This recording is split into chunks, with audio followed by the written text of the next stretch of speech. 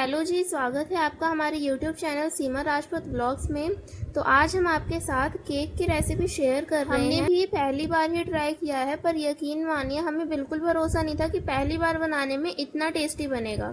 तो अगर आप भी घर पर बनाना चाहते हैं झटपट से बनने वाला सॉफ्ट स्पॉन्जी और चॉकलेट केक, तो फिर आप बिल्कुल सही जगह पे आए हैं। तो चलिए बिना टाइम वेस्ट करे रेसिपी को जल्दी जल्दी स्टार्ट कर लेते हैं। पहले तो आपको जितना बड़ा केक बनाना है उसके अकॉर्डिंग एक कंटेनर को सिलेक्ट कर लीजिए। अगर आपके पास एल्यूमिनियम का कंटेनर है तो फिर वेल एंड गुड, अगर आपके पास वो नहीं है तो फिर आप दूसरे का भी यूज़ कर सकते हैं। हमने कुछ इस तरह का कंटेनर यूज़ किया है। इसी कंटेनर में हमें लेना है 1 गिलास भर के दूध। हमने यहाँ पे फुल क्रीम मिल्क का यूज़ किया है। अगर आपको काव मिल्क या फिर टोंड मिल्क का यूज़ करना है तो फिर वो भी ठीक है।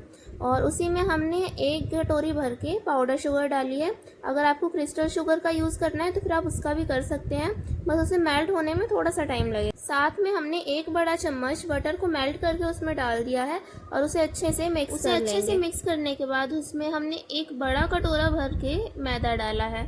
और मैदे को डालने के बाद भी उसे अच्छे से मिक्स कर लिया। उसमें देखिए आप बिल्कुल भी लम्स नहीं रहने चाहिए। उसके बाद हमने उसमें 2 चम्मच भर के वनीला कस्टर्ड पाउडर डाला है और half table spoon baking powder डाला।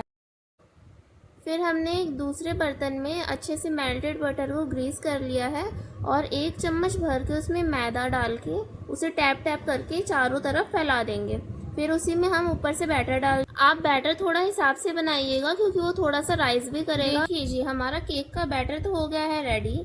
अब हमने थोड़ा सा यहाँ पे जुगाड़ लगाया है। हम इंडियंस तो जुगाड़ के लिए जाने ही जाते हैं। हमने यहाँ पे कढ़ाई का यूज़ किया है। उसके आप नीचे आपको अगर कोई स्टैंड रखना है तो वो रख लीजिए, कोई स्पून या फिर कटोरी वगैरह रखनी है वो रख लीजिए। और उसी के ऊपर जो हमने बर्तन में बैटर तैयार किया था पकने के लिए उसी पे छोड़ देंगे। इसे पकने में लगभग 20 से 25 मिनट लगेगा। आप उसे कम फ्लेम पे अच्छे से पका लीजिएगा और फिर उसे आप बाद में चेक कर लीजिएगा नाइफ डाल के। अगर नाइफ बिल्कुल क्लीन निकल रही है तो फिर आपका बैटर पक गया है। केक तो हमारा बनके रेडी हो गया है। अब हमने यहाँ पे थोड़ा सा कोकोआ स्प्रेड ले लिया है और वो थोड़ा सा थिक था तो फिर हमने एक पैन में मिल्क थोड़ा सा ले लिया है और उसी में उसे डाल के थोड़ा सा गर्म कर लिया जिससे कि वो अच्छे से मेल्ट हो गया। जो हमारा केक रेडी हुआ था उसे डेकोरेट करने की बारी है। आप उसे किसी भी तरह से डेकोरेट कर सकते हैं।